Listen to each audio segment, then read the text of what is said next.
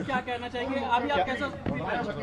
ये आज का हमला नहीं है, ये तो हमला वंचितों पे सदियों से होता है और ये कोई पहला वंचित वर्ग का कोई व्यक्ति नहीं जिसकी जान पे बनाई है। ऐसे बहुत सारे इंसिडेंट हुए, बहुत सारे लोगों की जान गई, लेकिन आज कानून का राज है। जब मेरे जैसे व्यक्ति के साथ ये हो रहा है तो आम वंचित वर्ग के व्यक्ति के साथ क्या होता है, उत्तर प्रदेश में क्या लॉ एंड ऑर्डर है, इसको हमें समझना चाहिए। और अब तक क्या कार्रवाई, ये 24 घंटे ज्यादा आपके सामने है। मैं तो मौत और जिंदगी के बीच लड़ रहा था, लेकिन अपराधी अभी भी खुलेआम घूम रहे हैं। ये बिना सत्ता के संरक्षण के नहीं हो सकता है। क्या इंटेलिजेंस है पुलिस की, क्या उनके पास इंफॉर्मेशन है, सूत्र उनके बहुत बड़े बड़े हो जाते हैं। अब तक क्यों आरोपी गिरफ्तार नहीं हुए? गाड़ी भी बरामद इसलिए हुई क्योंकि गांव वालों ने बता दिया कि मिरकपुर में कोई गाड़ी खड़ी करके गया है। अब तक लोग नहीं मिले। ये वंचितों का बेटा है, अगर मर भी जाएगा तो क्या फर्क पड़ेगा, लोग भूल जाएंगे। ये किसी रानी का बेटा नहीं है तो अगर उसको कुछ होगा, किसी कमिश्नर साहब से जुड़ा हुआ मामला नहीं है कि 4-5 घंटे में कुत्ता बरामद हो जाएगा।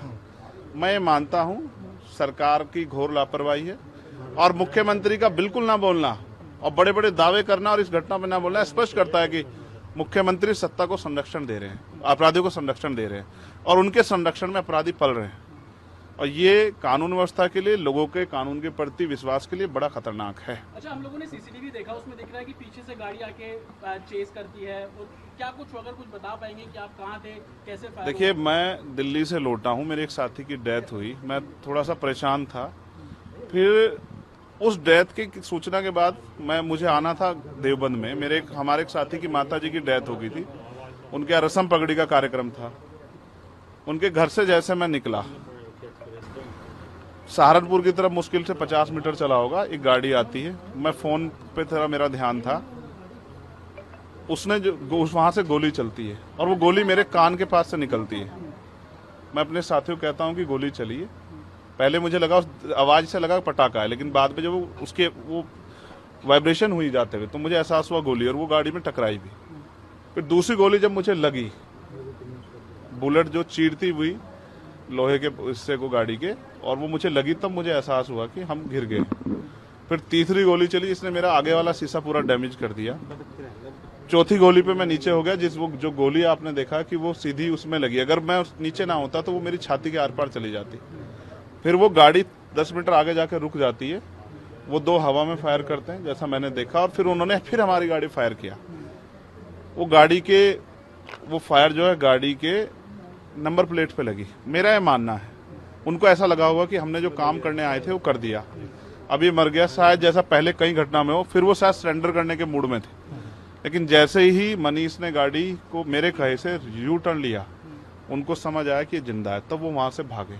हमने पुलिस को बताया कि ये गाड़ी का नंबर है, फिर उन्होंने उसको इंक्वायरी किया। पुलिस के अच्छे अधिकारी यहाँ हैं, उम्मीद है वो अच्छा काम भी करेंगे।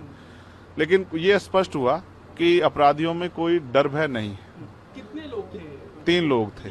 2 लोग असले से हमला कर रहे थे, एक व्यक्ति गाड़ी चला रहा था। चंद्रशेखर जी, कोई थ्रेट कॉल आया हो आपको इससे पहले, कोई धमकी? पिछले कई सालों से आ रही है। मैं लगातार पुलिस को इंटीमेट भी करता रहता हूं। मैंने डीजीपी को भी लिखा, गृह मंत्री को भी लिखा, मुख्यमंत्री को भी लिखा, यहाँ के पहले एसएसपी डीएम थे उनको भी लिखा। लेकिन डीएम साहब जो पिछले थे, अखिलेश सिंह जी, उन्होंने साफ मना कर दिया कि चीफ मिनिस्टर नहीं चाहते चंद्रशेखर को सुरक्षा दी जाए।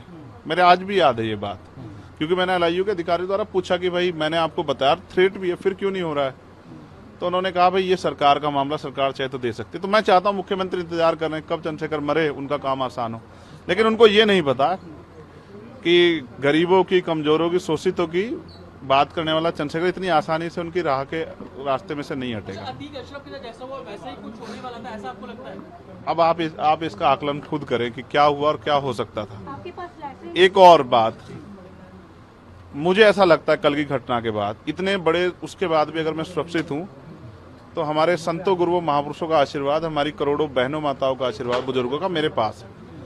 और मैं जो जिम्मेदारी मैं लेके मैदान में आया हूँ, बाबा साहब अम्बेडकर, माननीय काशीराम साहब, सदगुरु रविदास जी का जो बेगमपुरा राज का सपना है, मानवता के राज का सपना है, संविधान को लागू कराने का है, इन वर्गों को अधिकार देने का है, जब तक वो पूरा नहीं होगा मैं कहीं जाने वाला भी नहीं। गाड़ी को मिरकपुर में छोड़कर अपराधी भाग जाते हैं, तो उसको कुछ और बता रहे हैं, उसको कहानी कुछ और नया मोड़ देने की कोशिश हो सकता है वो चाहते थे जो गुजरों और दलित समाज में एकता बनी है वो एकता टूट जाए, ये होगा ही नहीं कभी। ठीक है, ये नहीं हो सकता है। महापंचायत आप लोग कर रहे हैं अपनी मांगों को लेकर। हमारी लीडरशिप ने ये निर्णय लिया है कि जब 24 घंटे में गिरफ्तारी नहीं हुई तो हमें अपने लोगों को भी जवाब देना है, तो इसलिए शायद उन्होंने 3 तारीख का समय रखा है। मैं उसका हिस्सा बनूंगा। अमेठी के अंदर एक फेसबुक वायरल हुई है पोस्ट जिसमें आपको मारने की वो की गई है, अमेठी क्षेत्रीय महासभा कई है उसके अलावा। ठीक है, देखिए लोकतंत्र है, उनके अधिकार है, मारे या छोड़े। मैंने कहा ना, मैं पहला थोड़ा ही हूं जो मारा जा रहा हूं या जिसको मारने का प्रयास किया। मुझसे पहले बहुत मरे हैं, लेकिन उनको कोई जान नहीं रहा था।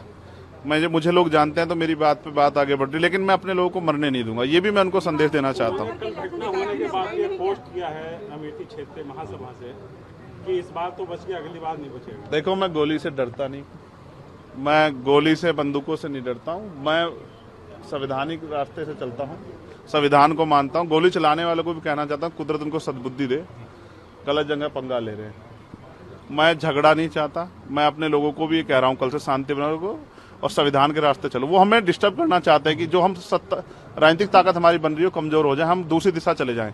लेकिन ये भी एक अटूट सत्य है कि हम संविधान के जरिए जवाब देना जानते हैं, और किसी को गलतफहमी हो तो वो गलतफहमी सुधारने का समय है। वो क्यों वो कर रहे थे, वो पाला खींच लें।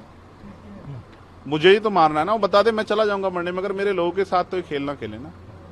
मैं तैयार हूं, अगर मेरे मरने से हमारा आंदोलन आगे बढ़ता, हमारे लोग खड़े होते, मुझे कोई दिक्कत नहीं है। लेकिन उनको ये समझना चाहिए कि ये आज लोकतंत्र है। गोली की भाषा से एक चंद्रशेखर मरेगा तो क्या हो जाएगा, हजारों चंद्रशेखर पैदा हो जाएंगे। ये समाज, बहुजन समाज तो उपजाऊ समाज है। एक मरेगा, 1000 पैदा हो, कितने चंद्रशेखर मारोगे? और मारो गोलियों में। सत्ता का संरक्षण आपको है, मुख्यमंत्री आपका अपना है, खूब चंद्रशेखर को मारो, हर जिले से चंद्रशेखर पैदा होंगे।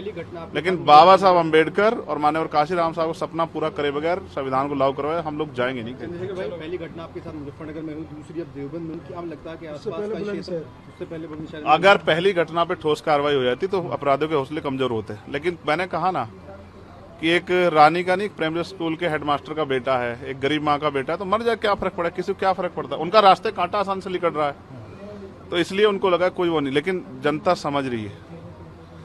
मेरे एक एक खून का जवाब मेरे लोग जो है ना मुझे संरक्षण देके लेंगे, और वो सबक सिखाएंगे इस भारतीय जनता पार्टी की सरकार को, जिसके अब संरक्षण में गुंडे पल रहे हैं। एक आखिरी सवाल है, क्या ये पॉलिटिकल अटैक था आपको लगता है? पुलिस जांच कर रही है कि मेरे मरने से किसको फायदा हो सकता है, कौन मुझे चाहता मैं मर जाऊं। पुलिस जांच कर रही है, मुझे उम्मीद है पुलिस फेयर जांच करके, कोई मैनिपुलेट करके नहीं, सही जवाब देगी कि उन्होंने ऐसा क्यों किया। चंद्रशेखर का जो कद बढ़ रहा है देश के अंदर, कई मुख्यमंत्रियों ने भी अब ट्वीट किया है, ओवैसी ट्वीट कर रहे हैं, कहीं और कर रहे हैं, तो इस चीज को क्या ये लगता है? कुछ भी गलत होगा तो लोग बोलेंगे।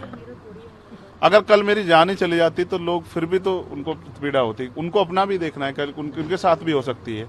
ये लाइन ही, विचारधारा ही गलत है कि गोली से वो करो, और ये बीजेपी की भाषा है, गोली मारो सालों को, ये वो उपजाऊ हो रही है। देखिए, बहन जी से मेरी कोई नाराजगी नहीं है, मैंने उनको हमेशा बड़ा माना, वो मुझे छोटा नहीं मानती अपने परिवार का। उनको ये घटना छोटी लगी, शायद अगर मैं मर भी जाता शायद उनको इस पर कोई शायद बुरा नहीं लगता, मुझे उनसे कोई दुख नहीं है। मेरे लोग मेरे साथ हैं, ये बहुत, और वो समझ रहे हैं कि जो उनके लिए मरने को तैयार है, जिसने जो जान पे जिसकी बनाई है, वो हमारा अपना है। मेरे लोग मेरे साथ खड़े होंगे, मैं इस लड़ाई को लड़ता रहूंगा। लगभग सभी दलों के लोग आपसे मिलने आए हैं, कैसा कुछ देखते हैं, क्या? नहीं, मैं उनका धन्यवाद करता हूँ। नहीं, मैं कह रहा हूँ, मैं सबका धन्यवाद करता हूँ, मगर ये है, मैं ये प्रयास करूंगा कि भविष्य में ऐसा किसी के साथ ना हो, इसलिए लॉ एंड ऑर्डर के कानून व्यवस्था अच्छी होनी चाहिए, मुख्यमंत्री उस पर ध्यान देना चाहिए। बात चंद्रशेखर की नहीं है, बात इस प्रदेश में हो रही हजारों बहनों के साथ जो अस्मतें लुट रही है, हर महीने रेप हत्या हो रही हैं, लोगों की जान जा रही है, ये सब उन पे वो करता है।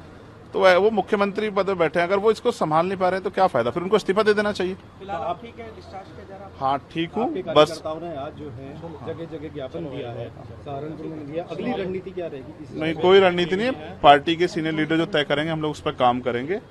और दूसरा, मेरे पीठ में जहाँ गोली लगी है वहाँ ड्रेसिंग जारी है, पहले से आराम है, बस एक जलन और वो घाव है, जख्म वो तो है ही, तो सांस लेने में दिक्कत थी, बीपी जो है फ्लक्चुएट हो।